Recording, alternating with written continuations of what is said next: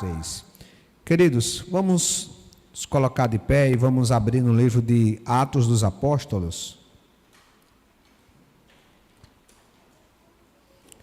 Dando sequência à nossa série de mensagens. Agora, Atos capítulo 5. Vamos ver sobre pedagogia dos milagres. O que é que os milagres nos ensinam? Por que eles estão na palavra de Deus? Há milagres ainda hoje em dia? Como que podemos interpretar e viver dentro de uma teologia bíblica saudável, equilibrada para as nossas vidas? Atos capítulo 5, dos versos 12 até o verso 16. Vai projetar? Maravilha. Então, Atos 5, vocês podem acompanhar também. Eu vou ler um e vocês leem o outro. Se possível, deixe só um versículo na tela, né? Um versículo por tela. Diz assim a palavra do Senhor. Os apóstolos realizavam muitos sinais e maravilhas no meio do povo. Todos os que creram costumavam reunir-se no pórtico de Salomão.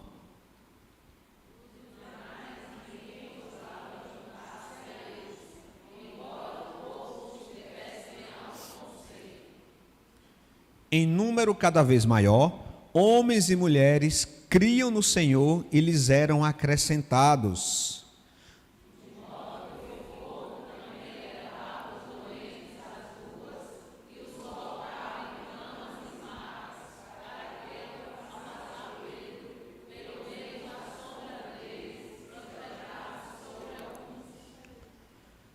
Afluíam também multidões das cidades próximas a Jerusalém, que levavam seus doentes e os atormentados por espíritos imundos.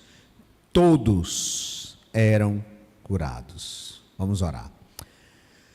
Pai, nossa gratidão por esta manhã linda e maravilhosa que o Senhor nos presenteia.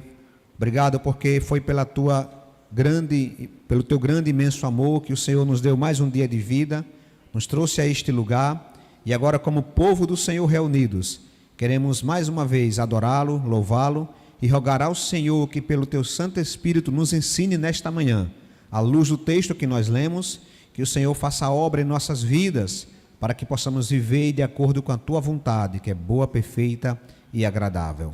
Oramos em nome de Jesus. Amém. Pode sentar, queridos.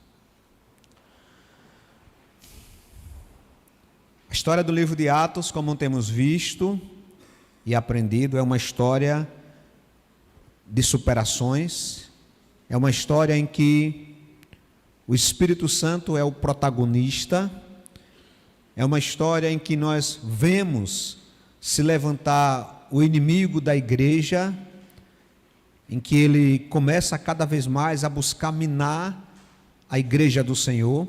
Nós temos visto que aquilo que Deus busca fazer, ele faz por meio da sua igreja. Já falamos aqui que em Atos a igreja, ela tem uma importância muito grande, porque é por meio da igreja que Deus realiza, que Deus trabalha, que Deus faz. E a gente tem visto que o diabo começou a usar diversas estratégias. Começou a usar a perseguição, colocando os apóstolos na prisão, achando que prendendo a liderança, o povo ia se desanimar, ia se dispersar. Depois o diabo mudou a estratégia, tentou minar a igreja de dentro, por meio da falsidade, da hipocrisia, do fingimento de Ananias e Safira. E nós vamos ver que o diabo continuará com as estratégias. Ele tenta uma, tenta outra, tenta as duas, as perseguições vão continuar. Nós vamos ver que na sequência, lá quando chegar em Atos 7, haverá uma grande perseguição, o povo vai se dispersar, ele vai tentar incluir mais pessoas hipócritas no meio da igreja, ele vai tentar de tudo para fazer com que a igreja possa minar. A igreja, meus irmãos, na plenitude do Espírito, ela tem se mostrado em Atos uma igreja unida, uma igreja admirada e uma igreja multiplicada. Mas Satanás deseja dividir a igreja, que é unida, envergonhar a igreja, que é admirada, e diminuí-la, ao invés de multiplicá-la. E aí nós temos então, entre o texto de Atos capítulo 4, no finalzinho, e começando aqui no texto de Atos 5, do 1 ao 11, que tivemos de Ananias e Safira, nós temos uma espécie de um parênteses, mostrando que essas perseguições, essas estratégias do inimigo podem abalar, pode causar algum alvoroço, mas jamais poderão destruir a igreja. E aqui nós temos nesse pequeno extrato do livro de Atos, uma demonstração do poder de Deus. Deus vai demonstrar que é Ele quem planta a igreja, é Ele quem faz crescer, é Ele quem sustenta, que a igreja é um projeto dEle. E aí por isso que Ele vai, digamos, derramar na vida da igreja sinais e maravilhas, para que o povo possa compreender que aquela obra é de fato de Deus. Os milagres, meus irmãos, eles nos ensinam. Os milagres no livro da Palavra de Deus e no livro de Atos ensina a igreja diversas coisas que, uma vez aprendendo o significado desses milagres, a igreja vai se fortalecer e ela vai continuar avançando.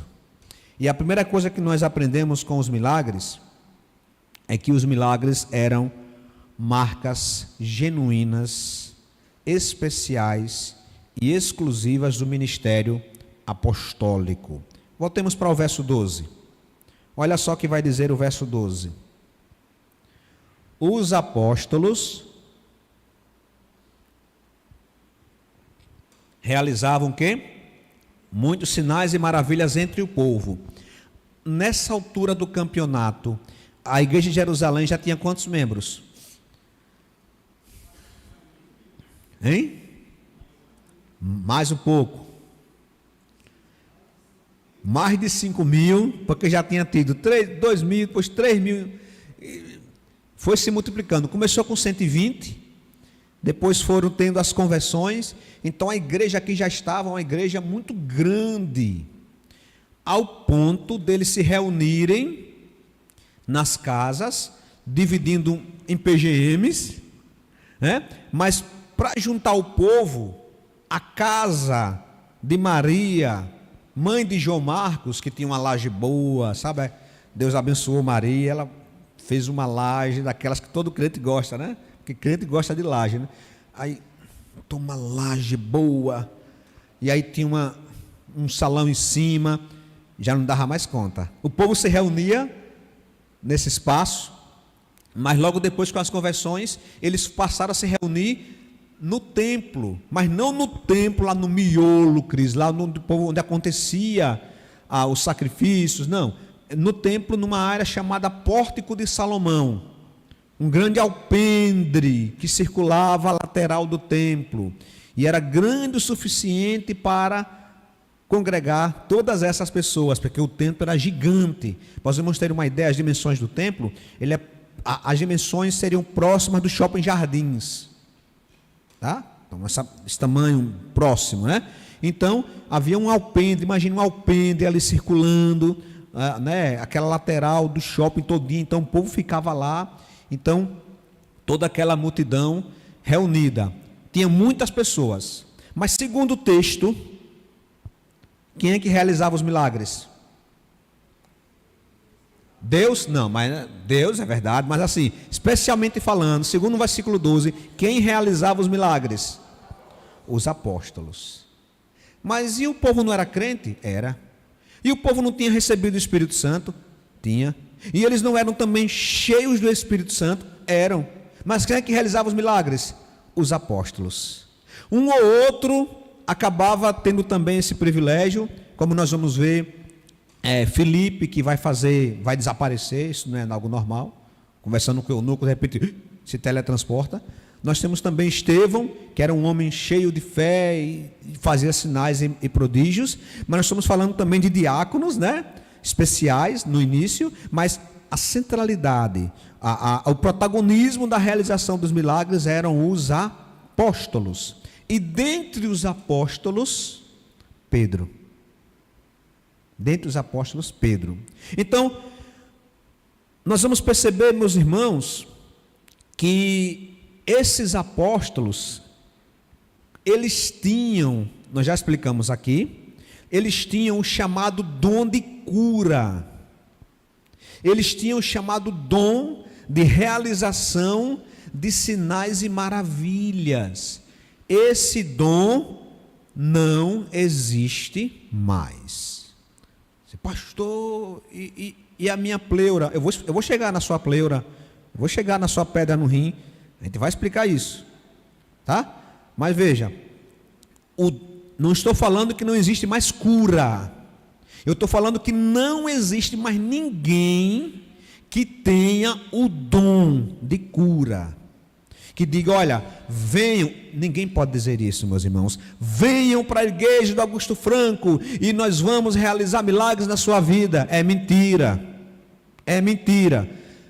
As pessoas virão para aqui, eu vou orar, vou dizer, você tem o quê? Ok, vou orar para você. Aí eu oro, aí a pessoa não tem o milagre realizado. O que é que vão dizer? Como é, Elias? Você não teve fé. Aí é fácil, meu irmão, ter dom de cura. É fácil ter dom de cura. Eu chamo todo mundo, venham vocês, né, Jorginho? Venham vocês que estão aí afligidos, venham para a Igreja Batista em Augusto Franco. Aqui realizar-se-ão diversos milagres. Chegando aqui, eu oro. Olha, infelizmente não tivemos, os paralíticos não voltaram a andar, os cegos não tiveram suas vistas retomadas, porque vocês não tiveram fé. Eu tenho fé, eu sou o profeta, eu tenho um dom de cura, mas se eu não lhe curei é porque você não tem fé. Coloca aí no verso 16. Afluíam também multidões nas cidades próximas a Jerusalém, que levavam os seus doentes e atormentados por espíritos imundos. Quantos eram curados? Quantos? Essa é a diferença de quem tem o dom de cura, de quem tem o dom de operação de sinais e maravilhas, de falsos profetas. Quem tinha o dom de cura, os apóstolos, meus irmãos, foi dado a ele esse poder, era trazendo e sendo curado. Não tem esse negócio de, ei, minha irmã, aí faltou fé aí. Não, aí não tem condições não. Não, essa parte aí, esse negócio de pedra no rim, a gente não tira não, a gente só faz outras coisas. Não, todos que chegavam eram curados. Por quê? Porque, queridos, aquilo que nós já comentamos lá atrás, houve momentos na história da salvação em que Deus interveio na história com grandes sinais e prodígios e maravilhas. Nós temos Moisés e Josué, né? A dupla, Moisés e Josué, que foram sinais, aquela coisa, babá. Depois nós vamos ter Elias e Eliseu. Depois nós vamos ter Jesus e os apóstolos. Nós temos, meus irmãos, esses tempos que são momentos específicos em que Deus poderosamente interveio na humanidade para dizer, olha, queridos, eu sou Deus. Queridos, existe uma história, existe um plano, um propósito para mim e para vocês. Então, eu estou mandando sinais para que vocês creiam. A palavra sinal, vou explicar daqui a pouco, ela é um sinal. Então, não havia, meus irmãos, Moisés em toda geração. Quer ver um exemplo? Vamos para Gênesis. Vamos para Gênesis, primeiro livro da Bíblia. Os milagres relatados na criação, são os primeiros, né? Milagres. Deus criou, obviamente que tudo ali é milagroso. Mas e depois? Sabe o que era milagre em Gênesis? Abraão, Isaac, Jacó, a história dos filhos de Jacó, a história de José. Sabe qual era o milagre ali? Mulher engravidar. Mas só mulher engravidar. Esse era o sinal que Deus deu, era a mulher engravidar. Nem se compara com Elias, Eliseu, Moisés, era fichinha. Não era o propósito. O propósito de Deus de fazer as mulheres engravidarem era mostrar que a descendência que ele tinha eleito, escolhido, não era uma descendência meramente humana, mas ele estava intervindo, fazendo com aquelas mulheres que antes estéreis, mas agora férteis, para mostrar que era ele que estava intervindo, e era suficiente, na soberania de Deus, era suficiente. Meus irmãos, olhemos para a palavra de Deus. Meus irmãos, Jacó tinha promessa. Jacó, quem era o pai de Jacó?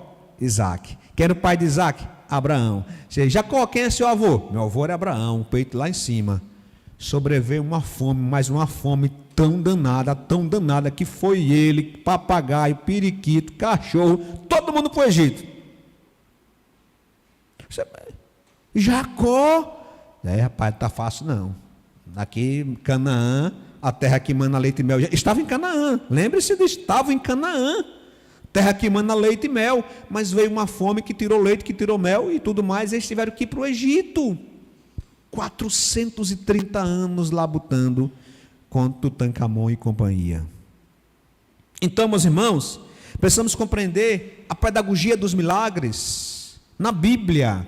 Deus usa momentos extraordinários para derramar sobre a humanidade grandes sinais e maravilhas para mostrar ao povo um novo começo. Moisés, libertação do povo do Egito, Elias e Eliseu, acerca da presença de Deus, movimento profético em Israel, e Jesus e os apóstolos dispensa comentários. Mas aí a gente pergunta, certo, pastor? E o que é milagre? O que é milagre? Alguém pode dizer o seguinte: olha, pastor, foi um milagre eu ter conseguido esse emprego. Pastor, foi um milagre eu passar no Enem. Precisamos, meus irmãos, compreender uma palavrinha que alguns já conhecem, mas a gente esquece. Providência divina. Milagre é uma coisa, providência divina é outra. Precisamos compreender que ambas demonstram a bondade de Deus, demonstram o agir de Deus na vida das pessoas. Milagre, meus irmãos, é algo extraordinário, que não tem explicação, é algo que deixa as pessoas estarrecidas, boquiabertas. Milagre fere as leis da natureza, milagre fere a biologia, fere a física, fere a química. É igual a Eliseu, que lá trabalhando, um servo dele, os profetas tudo quebrado, aí ele pediu um machado emprestado, e aí trabalhando lá, e o machado cai no rio. Aí o servo: eita, meu pai do céu, me acuda, que foi, menino? O machado novinho eu pedi emprestado, e aí cortando caiu no rio. O que é que Eliseu fez com o machado?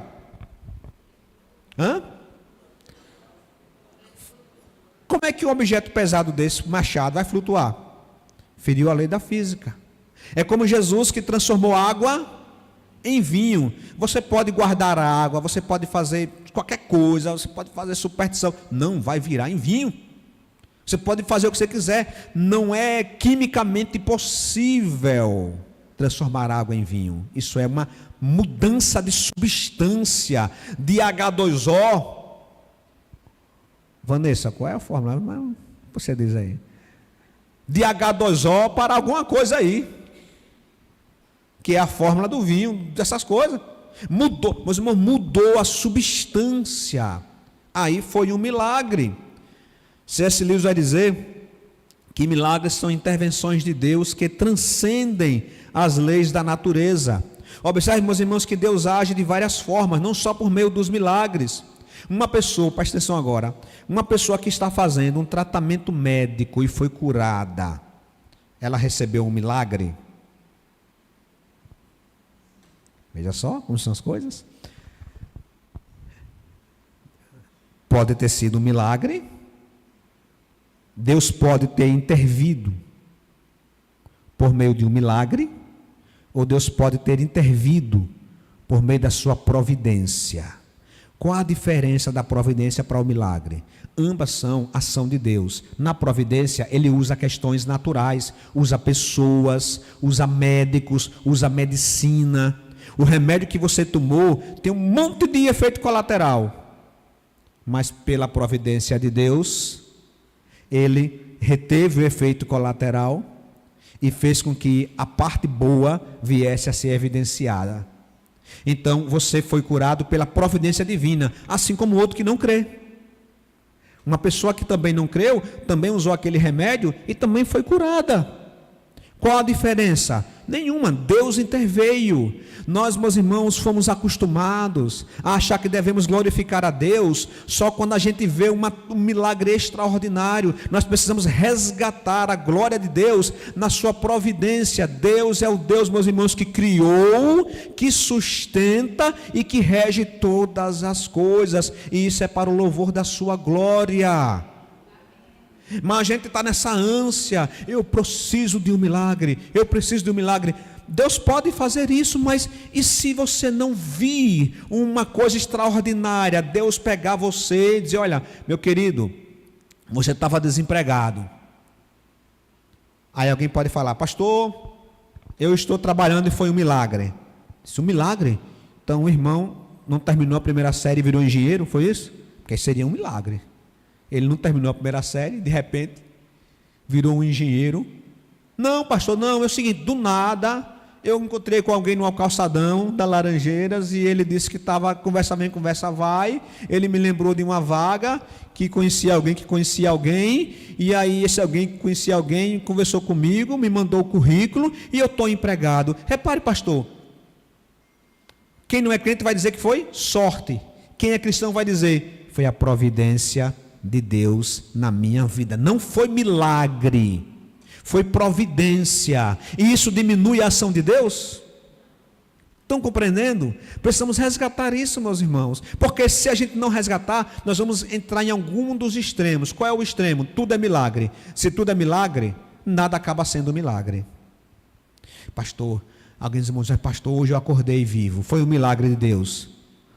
Pode ter sido um milagre de Deus, no sentido que você pode ter morrido na madrugada e Deus ressuscitou. Pode ter sido, mas o normal é você dizer, glória a Deus, mais um dia de vida. É pela tua graça, Pai, pela tua providência que eu estou acordado. Não muda a glória de Deus, mas você não pode dizer, meu irmão, foi um milagre ter feito esse frango. Foi um milagre, essa lasanha ficou tão boa, só pode ter sido um milagre. Aí a gente acaba, meus irmãos, a palavrinha fugiu agora, mas você retira o peso, como é, da palavra, você banaliza. Obrigado, Samuel. Você banaliza a palavra.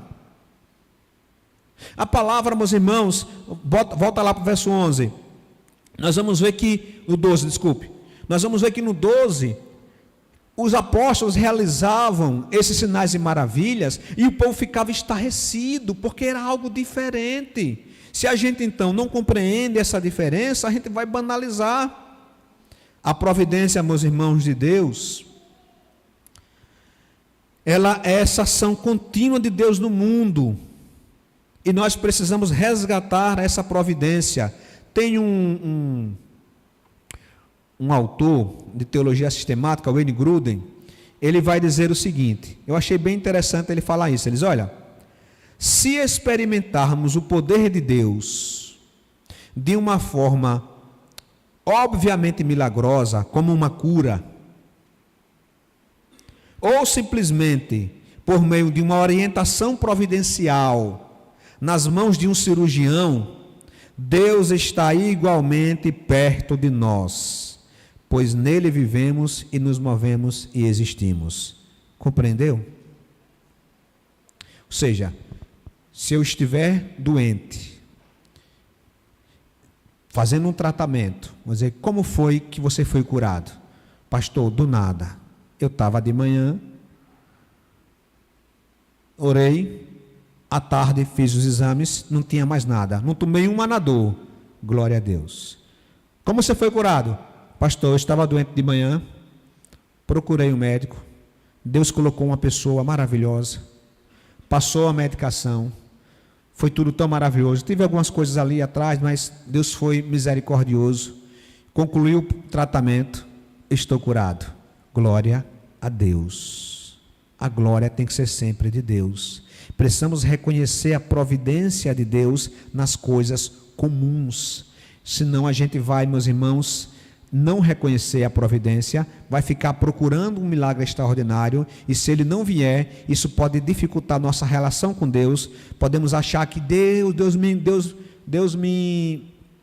soltou, Deus não me ama mais, porque eu não vejo mais os milagres de Atos na minha vida. Isso, uma teologia errada, meus irmãos, do milagre só vai prejudicar. Ficar desapontado por não ver milagres da Bíblia em minha vida é não compreender o significado do cuidado providencial de Deus na nossa vida cotidiana.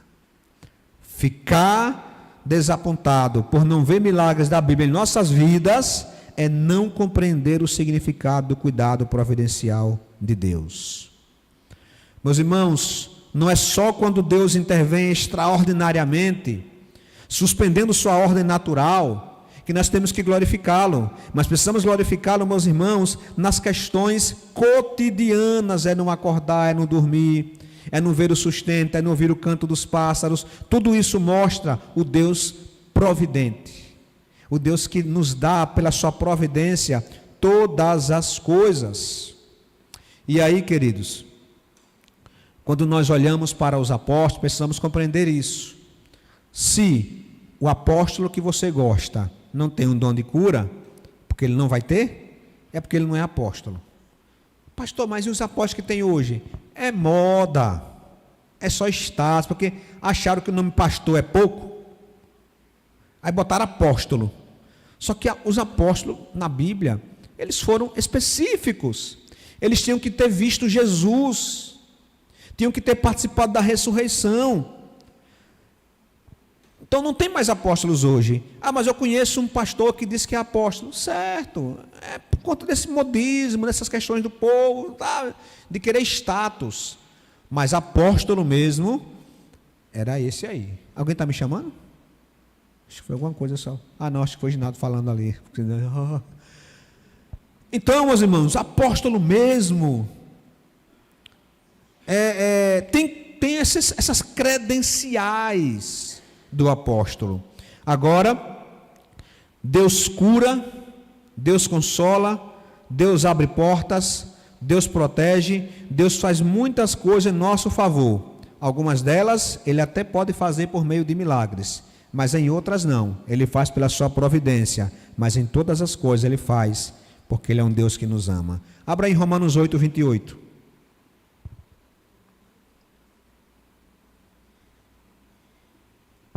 Romanos 8, 28. Sabemos que todas as coisas contribuem juntamente para o bem de todos aqueles que amam a Deus. Deus trabalha em nossas vidas. Meus irmãos, Deus sustenta passarinho. Deus fala no Salmo que os leões procuram o alimento por Deus, porque como Ele não nos sustenta. Então, não seja, a primeira coisa que temos que aprender, não seja daquele tipo de crente que vive à procura de um milagre. Você não precisa de milagres, você precisa de Deus. Você não precisa de milagres, você precisa de intimidade com o Senhor. E o Senhor pode fazer milagres, ou pode fazer pela sua providência o que Ele desejar. Então, não caiamos, meus irmãos, nesse tipo de teologia que distorce, culto dos milagres. Isso é uma heresia. Isso é uma heresia, porque eu estou prometendo o que eu não posso cumprir. Eu não posso prometer milagres, porque nós vimos que na própria Bíblia os milagres eram específicos. Percebe? Em segundo lugar, meus irmãos, os milagres, eles eram sinais para a proclamação do Evangelho de Jesus Cristo. Precisamos compreender isso. Qual era a pedagogia dos milagres? O que Cristo queria quando ele implementou os milagres? Ele queria despertar a fé do povo. Para quê? Para que eles crescem. Crescem em quem? Em Jesus. E pedisse perdão dos seus pecados, se arrependessem dos seus pecados e tivessem vida. Os milagres nunca foram, nunca serão um fim em si mesmo. Os milagres são sinais. O que é um sinal? Lembra que eu já falei aqui? Você está indo no trânsito, aí tem lá um sinal, olha, pista sinuosa na frente. É uma placa. O sinal é uma placa que avisa algo que vai acontecer, está prestes a acontecer. Então os milagres são sinais que apontam para Cristo. Por isso que não vai adiantar você ter recebido um milagre se você não crê em Jesus como único e suficiente Salvador de sua vida. Não adianta. E a gente vê uma multidão de pessoas muitas vezes em alguns círculos religiosos que elas vão para a igreja querendo um milagre, mas elas não vão querendo pedir perdão dos seus pecados. Elas não vão querendo mudar de vida, elas não vão querendo arrependimento, elas não vão querendo santidade, elas não vão porque elas compreendem que são pecadoras, miseráveis, pobres, cegas e nuas, que elas carecem da misericórdia do Senhor em suas vidas. Não, elas vão porque elas querem milagres. Elas não querem fazer uma tomografia computadorizada, elas querem logo procurar um profeta que vai curar, e aí lá ela vai ser enganada. Por que ela vai ser enganada? Porque na sua inocência e ingenuidade, ou não, ela está querendo manipular Deus, dizendo, eu vou logo lá, para que ir para o SUS? Para que marcar uma ficha? Eu vou logo lá que ele vai tirar, porque o profeta lá ele tem dom de cura. E aí são pessoas fáceis das mãos de falsos profetas. Só há falso profeta porque há crente imaturo, falsos cristãos, que se aproximam de Deus para receber os milagres. E o próprio Cristo vai denunciá-la, dizendo para alguns, olha, vocês estão querendo me seguir só porque vocês querem pão e peixe de graça. Lembra da multiplicação de pães e peixes? Ali foi um milagre. Ali não foi a prova desse Deus, foi um milagre, porque multiplicou-se. E aí Cristo diz, vocês vêm só por conta de pão e peixe. E aí, meus irmãos, olha o verso 13. Olha só, Atos 5,13.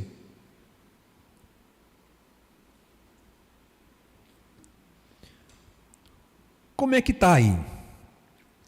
Dos demais, ninguém ousava juntar-se a eles, embora o povo estivesse em alto conceito. Vamos compreender esse versículo?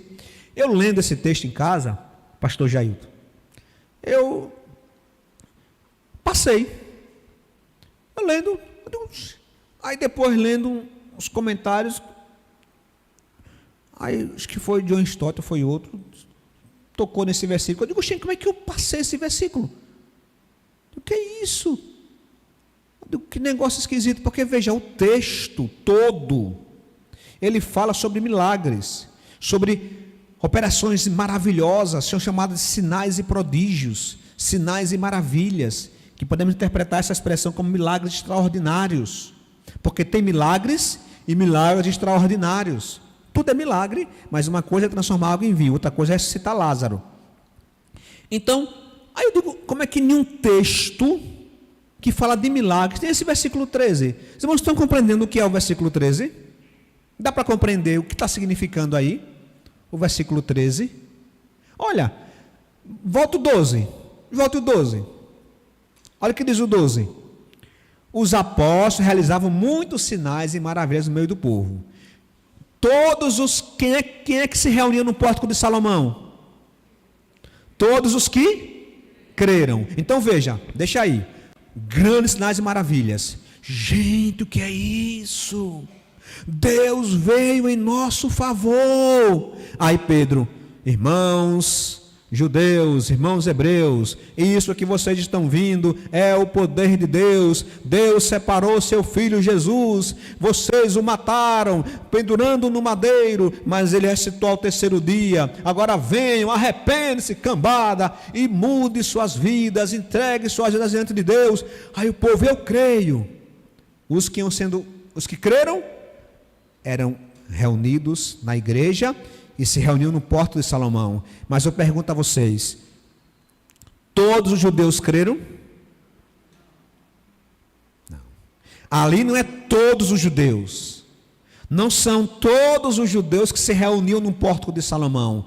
Quem se reuniam eram todos os que creram. E os outros? E os demais? É o verso 13. Olha o verso 13. Gente, isso é interessante demais. Olha o peso do versículo. Olha o peso do versículo. Dos demais, ninguém ousava juntar-se a eles. Como assim? Eles perseguiam os judeus? Não, não perseguiam não. Eles tinham em alto conceito. Espera ainda. O povo ficava maravilhado, boquiaberto, diziam: gente, essa igreja aí, esse povo aí é de Deus. Sim, e? Não, mas eu não quero isso. Eu reconheço, eu os admiro, mas eu não quero para mim. Ah, meus irmãos, milagres sem conversão só piora no dia do juízo. Você ter visto milagres e não se converter, você ter ouvido falar de milagres, porque não basta agora ter milagres, mas ter ouvido falar da existência dos milagres e não se converter, só lhe prejudica para o dia do juízo. Meus queridos, observe que muitas pessoas eram meras espectadoras dos milagres. Tinham a igreja em alto conceito, mas não queria se associar a ela. O texto fala: não ousava juntar-se. Como é que está na sua versão aí? Essa primeira parte. Como é que está escrito aí? Pode ler. Oi? Não tinham coragem na original. Não é que interessante? Alguém tem algo diferente? Outra versão? Como é que está aí? Ou não tem mais Bíblia aqui? O povo só está olhando a tela. Hein? Está diferente, Alessandro, o seu? Está igual, né? Algum outro está diferente? Mário está igual? Mesma ideia. Ou seja, ouvia-se, via-se, mas não mudava de atitude. Meus irmãos, sabe o que isso quer dizer para a gente? Olha agora a pancada para nós. Há muitas pessoas em nosso redor que nos respeitam e até nos admiram, mas não tomam uma decisão com Cristo Jesus. Você conhece pessoas assim? Não é que elas são contra a igreja. Tem gente que é contra. Não é esse povo aí não. Tem gente que, a igreja é um monte de alienado. Não, não é esse não. São pessoas, irmã Odete, que nos admiram, dizendo: olha, eu gosto dos crentes, da lei dos crentes, eu acho esse povo tão legal, eu os admiro. Tem alto conceito, respeita, Mateus, respeita, mas não querem nada. São pessoas que presenciaram até mudanças na vida de pessoas que amam, como esposas, filho. Sabe, às vezes você tem uma família em que um deles foi convertido, e aquela pessoa, um pai às vezes, presencia a mudança no filho. Outrora o filho, uma pessoa sem rumo, uma pessoa mundana, e ela presencia no filho aquela mudança. O filho agora deixou de abraçar o mundo, deixou a bebedeira, deixou essas coisas, e agora é uma pessoa centrada, uma pessoa focada. Ela presencia a mudança do filho. Ela dizendo: não, realmente meu filho mudou da água para o vinho. Depois que ele foi para a lei dos crentes, realmente eu confirmo isso, ele mudou da água para o vinho. E o que isso mostra para a sua vida? O que esse milagre da conversão, o que essa mudança na conversão lhe ensina? Que sinal é para você? Não, eu acho bonito, eu acho interessante, eu até estimulo, eu até estou falando para o meu filho mais novo: vá para a igreja, siga o seu irmão. E você, cara pálida? Não, eu estou aqui, estou na boa. É a mesma coisa. Meus irmãos, sem conversão, os milagres de nada adianta. Porque os milagres não são um fim em si mesmo, mas um sinal que aponta para a conversão. E aí chegamos no terceiro ponto, que é o quê? A conversão é o maior de todos os milagres.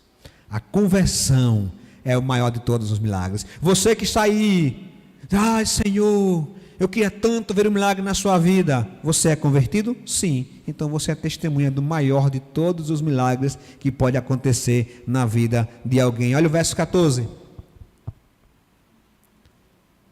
Em número cada vez maior, homens, e agora Lucas acrescenta as mulheres. Uma multidão. Ele parou de contar, né? Ele estava contando. 120, 3.000, 5.000. Pai, parar de contar esse negócio. Olha, agora um número cada vez maior de homens e mulheres criam no Senhor. É isso que importa. É para isso que os milagres servem. É para isso que Cristo fez todos os sinais e maravilhas, para que creiamos em seu nome, para que tenhamos, meus irmãos, o maior dos milagres, que é ser retirado das trevas e transportado para a luz, receber o Espírito Santo de Deus na sua vida, ser selado por esse Espírito para o dia da promessa. Esse é o maior de todos os milagres, é a transformação de um pecador em um filho de Deus. O maior milagre realizado pela sua graça. Esse é o maior milagre, meus irmãos, é o milagre que supre a maior de todas as nossas necessidades. É o milagre mais duradouro. Outros milagres podem passar. Quer ver o milagre? O milagre da ressurreição de Lázaro. É o maior. Não, não é o maior, porque Lázaro, se não fosse crente, ressuscitou Cristo. Imaginemos que Lázaro não foi crente e que Cristo ressuscitou Lázaro por amor a Marta e Maria. Chegando lá, ele dizia: Lázaro, vem para fora. Lázaro, vem. Dê de comer esse menino aí, vamos comer. Lázaro comeu. Que milagre maravilhoso. Ele ressuscitou. Porém, algum tempo depois, Lázaro morreu. Porque a ressurreição de Lázaro não foi com o corpo ressurreto. Ele ressuscitou com o mesmo corpo mortal, pecaminoso, que todos os homens têm. Então, se Lázaro não fosse crente, o milagre dele não seria tão duradouro assim, duraria até a sua morte. Alguns tiveram enfermidades restauradas, até voltar outra enfermidade. A natureza humana, ela é frágil. Cara, olha, fui curado de uma enfermidade, 10 anos depois, agora eu estou com outra. Meu querido, é porque a humanidade é isso. Então, os milagres que Deus fez eram temporais, mas o milagre da conversão é eterno. A conversão é o maior de todos os milagres, é o mais duradouro, é o que mais glorifica a Deus, e é o milagre pelo qual foi pago o alto preço, o sangue de Cristo. Logo, meus irmãos, o mais importante não era curar os enfermos, mas ganhar almas perdidas para Cristo. Só que o mundo não conhece isso. Para uma igreja receber multidões de pessoas, muitos colocam: venham para o culto dos milagres. E os incautos, pessoas sedentas por milagres, que têm os seus ouvidos formigando por falsas doutrinas, vão. Mas se você colocar: venham para o culto, onde os seus pecados serão perdoados e sua vida será restaurada, aí não vai ter pessoas. Imagine botar uma faixa aqui na igreja: pecador, venha se arrepender dos seus pecados, deixar a sua vida maligna e receber o perdão de Deus. Esse culto não vai fazer sucesso. Venham e seus problemas serão transformados. Pare pare de sofrer, pare de ter dívida, pare de ter insônia. É uma farmácia aí.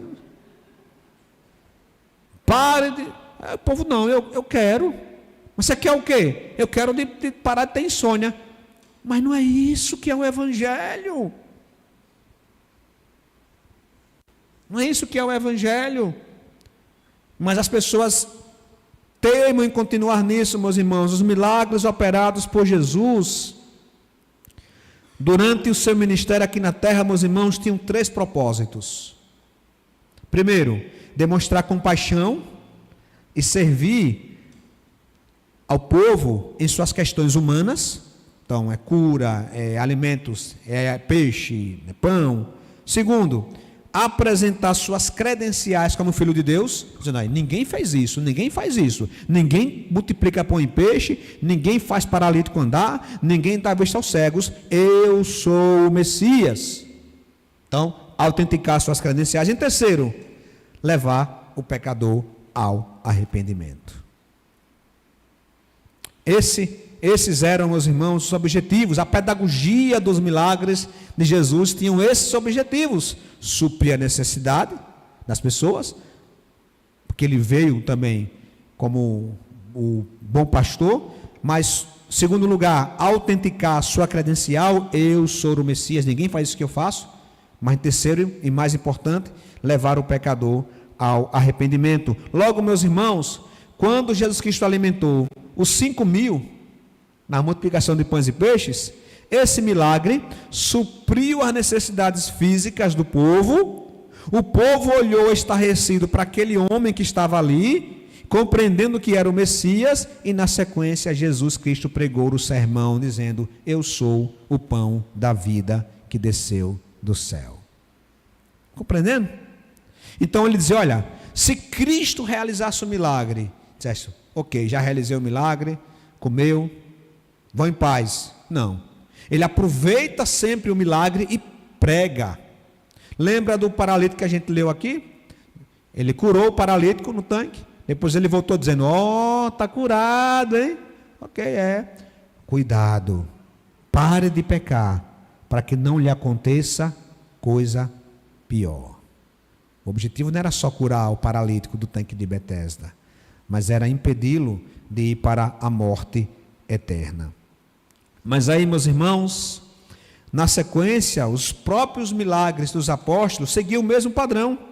Pedro e João, quando curaram o mendigo, o coxo, e supriu sua necessidade, logo depois ele também lhes pregou acerca da salvação de Jesus, e isso vai sendo perseguido por todos e todos. Mas em quarto e último lugar, nós vamos ver que na pedagogia de Jesus, acerca dos milagres, os milagres, meus irmãos, manifestavam o amor de Deus para com as pessoas, especialmente para com o povo de Deus, para lhes acrescentar. Olha o verso 15. De modo que o povo também levava os doentes às ruas e os colocava em camas e macas, para que, ao passar Pedro, pelo menos a sombra dele se projetasse sobre alguns. Esse é dom de cura. Não vem com essa, sabe, ser Nutella por aí não. Então, nós vamos ver, meus irmãos, na sequência, não só em Atos, mas nas cartas, que Deus continua intervindo na vida do seu povo, sobretudo no meio do seu povo. Deus continua agindo. Lembra que eu falei? Não existe mais dom de cura, mas existe a cura.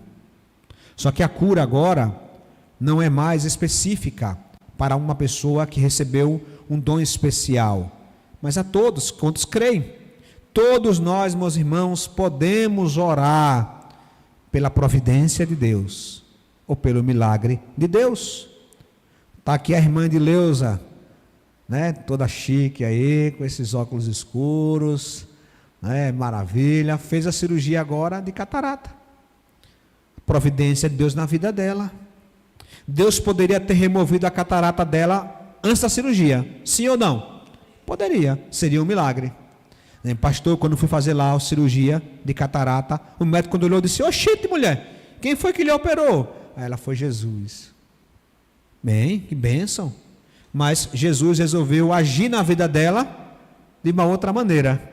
Providencialmente utilizou aquilo que nós chamamos, que chama-se, da graça comum de Deus, que os reformadores chamaram de graça comum, que é Deus agindo ordinariamente pela sua providência. Colocou um médico, colocou uma equipe, deu conhecimento, foi lá, fez a cirurgia de catarata, e a irmã está aqui louvando a Deus, glorificando a Deus. E Senhor, obrigado pela sua providência em minha vida.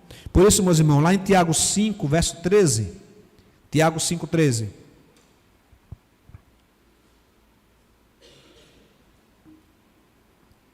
Tiago 5,13. Há alguém sofrendo entre vocês? Que ele ore. Opa! Pastor, tem um profeta chegando aqui em Aracaju, está vindo da Bahia. Ele está passando, Parque dos Faróis está vindo. Não, meu amigo, você está sofrendo, ore. Eu não preciso de uma oração de peso, não. Pastor, olha, quando a irmã ora, tem alguns irmãos que quando oram, tem uma desenvoltura maior e melhor, não é? Ó Senhor, quebra os laços do inimigo, lança suas pedras poderosas, diamantadas sobre o inimigo. Eita, meu Pai do céu, que coisa boa. Aí acha que isso quer dizer mais poder. Aí vem o outro e fala: Senhor, o irmão Zé está com uma dificuldade, ele foi dar entrada no SUS e o negócio complicou. Senhor, haja poderosamente na vida dele, ele está querendo fazer a cirurgia de quê? Ai, meu Pai, eu esqueci agora, pai, mas o Senhor sabe o que é, né? Ô Senhor, haja na vida dele. Mas minha irmã, essa oração aí não passa da telha, não. Engano. Não é a desenvoltura da oração. Não é a desenvoltura da oração. É o Deus que nos capacita para que, por meio da fé, oremos com convicção. Então não importa se você ora bonito, fazendo uma grande oratória. Ore.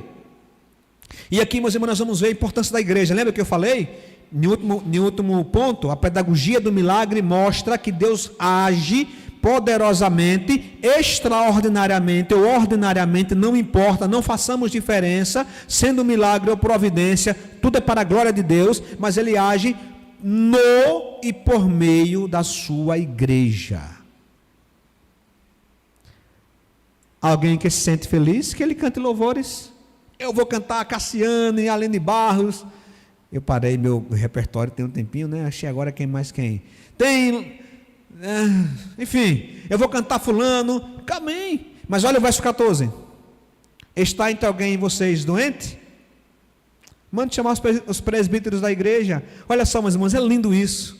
Deus agindo na sua oração, mas Ele age no meio da igreja também. Presbítero aqui é sinônimo de pastores, de líderes. Chama os líderes da igreja, mas chamar os diáconos. E que estes orem por ele, ungindo com óleo em nome do Senhor. Veja, vamos abrir aqui uma explicação rápida por causa do horário.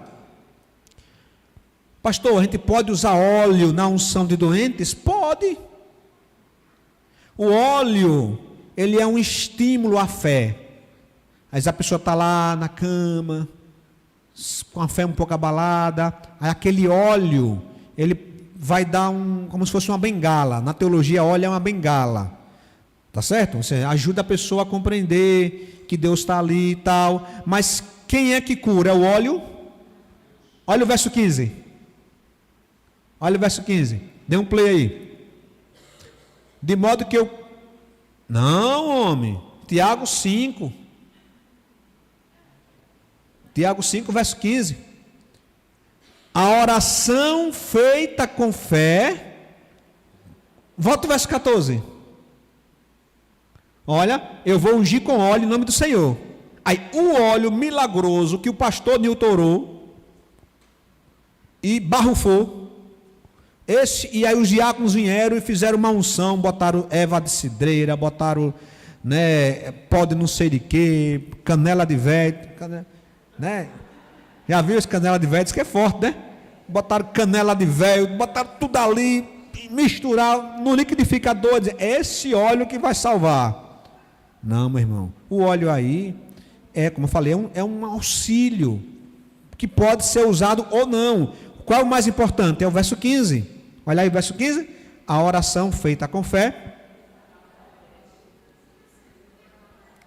e o Senhor o levantará. Além disso, se houver cometido pecado, ele será perdoado. Qual é a ideia? Às vezes, o crente está... Isso é importante aqui, meus irmãos. A gente esquece de falar sobre isso. Mas dentre a disciplina do Senhor, ocorre que, às vezes, ele coloca... A pessoa fica doente por conta da disciplina. Quer dizer que todo mundo que é doente está disciplinado? Não. Aqui está falando de momento que pode acontecer. Né? Independente se a pessoa cometeu pecados ou não, é importantíssimo que aqueles que vão orar por um doente, apresente-lhe o evangelho, se não for crente, ou sendo crente, traga uma palavra de encorajamento espiritual. É um trabalho espiritual, a gente vai, ora pela pessoa, lança versículos para que a fé dela se reanime, e se Deus quiser, pela sua providência ordinária ou extraordinária, que é o milagre, sua soberania, ele pode ali ser curado. Ou a providência do Senhor pode dizer, meu irmão, se anime, como é que está aí o exame? Não, pastor, o exame está ali, eu faltei fazer o outro exame. Vamos fazer, porque não fez ainda? Não, porque o SUS não deu certo. Eu conheço alguém que pode marcar, pode fazer uma vaquinha. Nós vamos ajudar o irmão. Líderes que chegam na casa de uma pessoa e também ajudam ele na providência do Senhor, é também ação de Deus na sua vida. Olha o verso 16. Portanto, confessem seus pecados uns para os outros e orem uns pelos outros para serem curados. A oração de um justo. Não é um profeta especial, não é fuja desse povo. Porque a chance de ser falso crente, falso profeta, é de 99%. Desses que dizem que tem dons de cura, que venha para mim e eu vos fareis novos. Os irmãos lembram que eu falei aqui na igreja, há uns 3 domingos, de um novo milagre que está acontecendo em algumas igrejas? O milagre é o seguinte, você chega, e aí o pastor ora, e aí você olha a carteira, aí aparece uma nota nova que não tinha. Meus irmãos, a criatividade desse povo é maravilhosa. E aí o povo fala, pastor, olha, eu tinha R$50 na carteira, agora apareceu aqui 120. Eita, glória a Deus. É sério, não estou brincando não, acontece isso.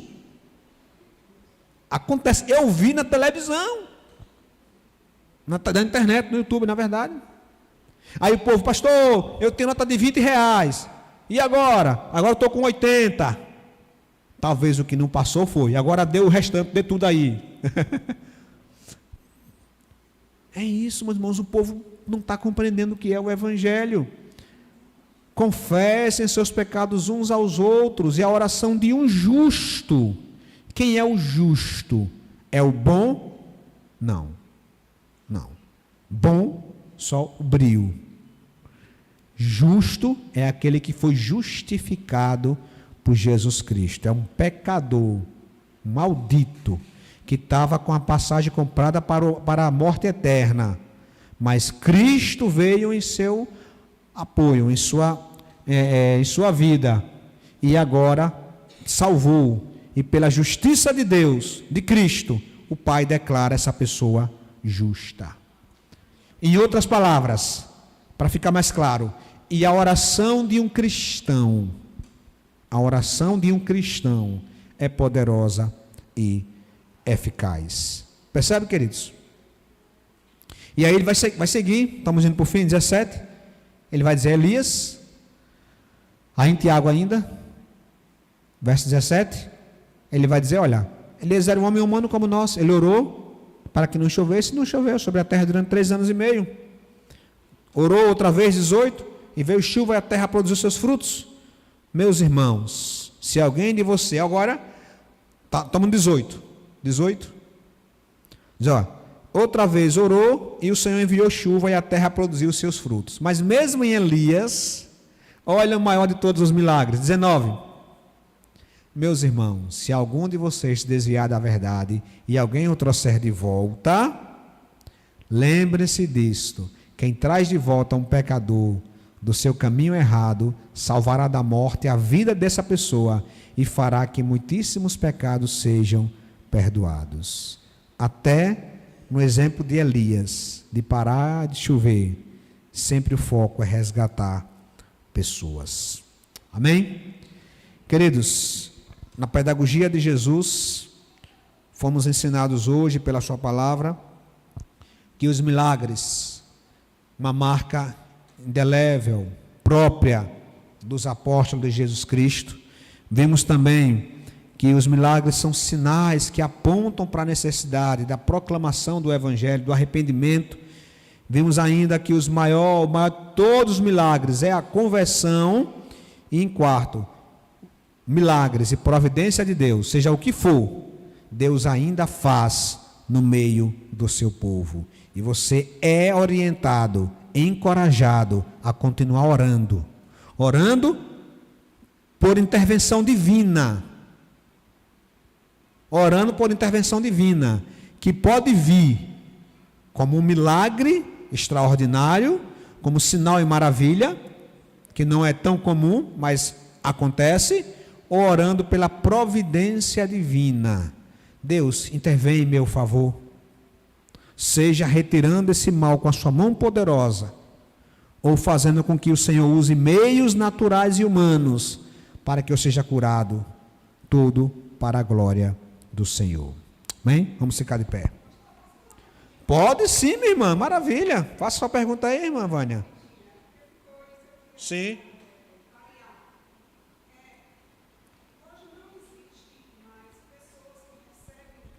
Os dons de cura, não. Isso. Não, aí não. Não existe pessoas especiais que têm um dom de milagres como tinham os apóstolos.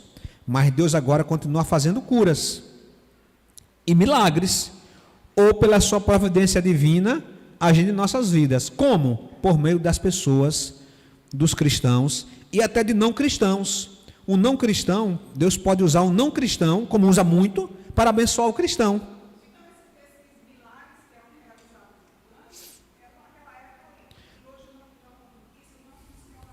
Boa pergunta.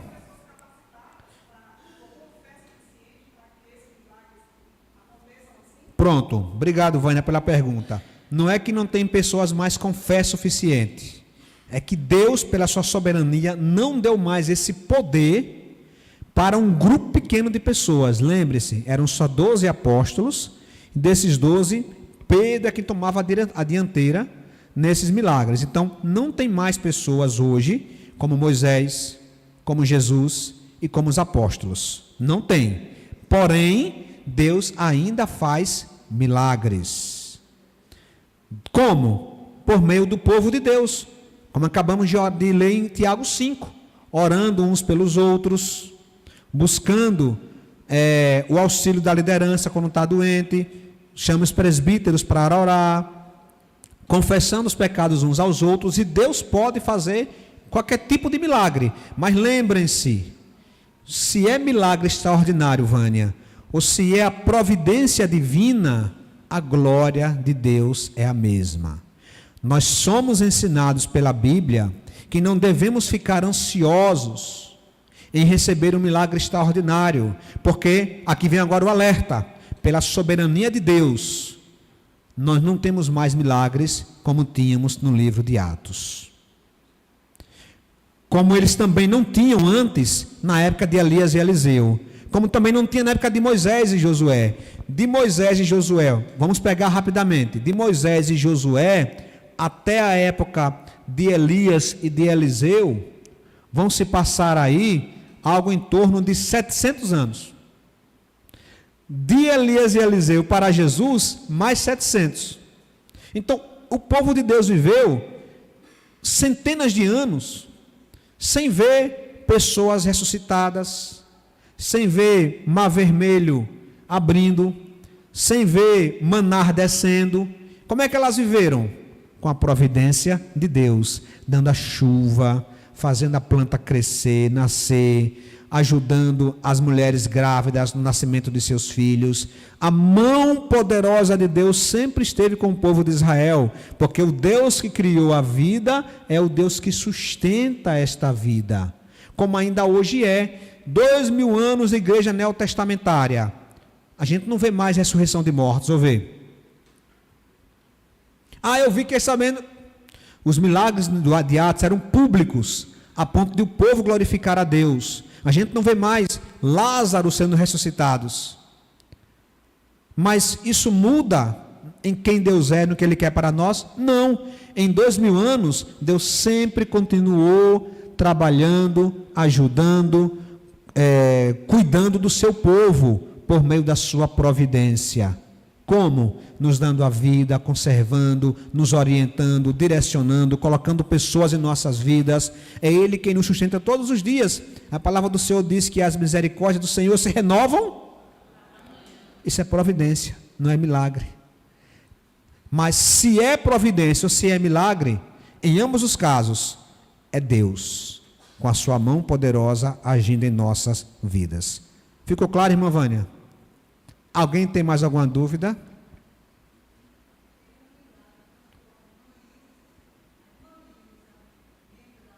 Sim. É um milagre, nós temos milagres. Pronto, a irmã Ilza, bem lembrada, a irmã Ilza, ela foi um milagre. Qual foi o milagre? Ela tinha hidrocefalia, e ela foi curada. Bebê. O testemunho dela é maravilhoso. Ainda hoje, quando ela vem falar, ela chora. E não tem explicação médica. Não tem explicação médica para aquilo.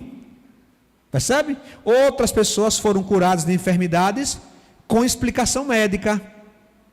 Se é sem explicação médica, com explicação médica, a glória tem que ser dada a Deus. Amém?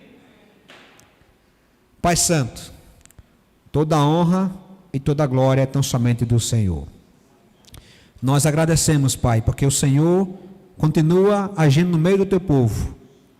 Não vemos nos nossos dias aqueles grandes sinais e maravilhas que o Senhor operou no passado, que pela tua soberana vontade o Senhor assim agia para cumprir um objetivo específico de colocar os alicerces da tua igreja.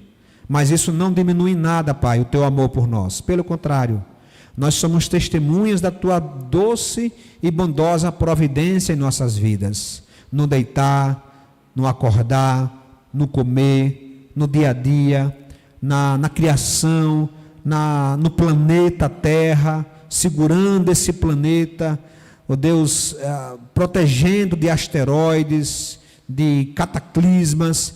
Nós vemos em cada detalhe, Pai, a tua providência. E a tua providência, Pai, mostra que as suas misericórdias se renovam a cada manhã em nossas vidas. Que o Senhor nos ensine a glorificarmos a Ti, Pai, porque a tua providência mostra que o Senhor continua amando e cuidando do teu povo. Então ajude-nos a termos uma vida de gratidão ao Senhor nas mínimas coisas e, sobretudo, somos gratos, Pai, pelo maior de todos os milagres, que é quando o Senhor nos tirou das trevas e nos transportou para a luz, para o aprisco do teu amado Filho Jesus Cristo. Obrigado, Pai. Como poderíamos fazer isso? Jamais o homem poderia fazer-se nascer de novo. A ciência não pode fazer ninguém nascer de novo. O homem não tem essa capacidade, mas o Senhor, que é o Deus Todo-Poderoso, assim nos fez para a glória do teu santo nome. Obrigado, Pai, em nome de Jesus que oramos. E que a graça do nosso Senhor e Salvador Jesus, o imenso amor de Deus Pai e as doces consolações do Espírito Santo permaneçam com a tua igreja e com todo o povo de Deus, hoje e sempre. Amém. Deus abençoe.